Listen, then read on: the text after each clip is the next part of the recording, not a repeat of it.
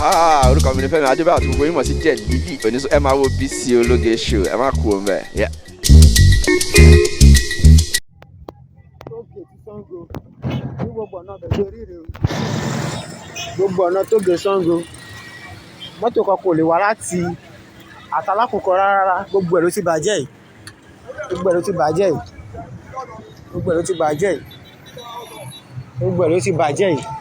Tógè tí Songo tó wá láti àtàlákùkọ òun ló ti bàjẹ́ yìí. Ọ̀nà kan péré làwọn èèyàn wá ń gbà. Gbogbo ẹ̀ ló ti bàjẹ́. Ẹ wo ẹ̀ bó ṣe bàjẹ́. Ẹ wò. Ẹ wò. Gbogbo ẹ̀ ló ṣe bàjẹ́ yìí. Tógè Songo gbogbo ẹ̀ ló bàjẹ́. Ẹ wo gbogbo ẹ̀ bó ṣe bàjẹ́. Gbogbo ẹ̀ ló bàjẹ́ pátápátá. Látòkè lọ́hùn yẹn mọ́tò kan kò wá. Tógè Songo gbogbo ẹ̀ ló ṣe bàjẹ́. Ẹ wò. Ẹ wò bó ṣe bàjẹ́.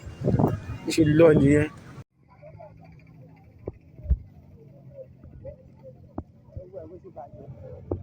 Wọ́n á kó àwọn àmì ìṣòro tó dé sí. Àwọn àmì wà àwọn tó dé sí.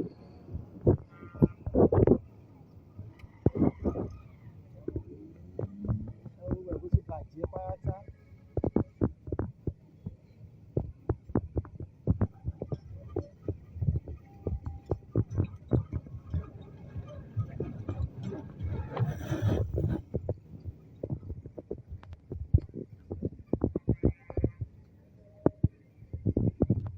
Thanks for watching this video. Please don't forget to click on subscribe button. Kindly comment and share.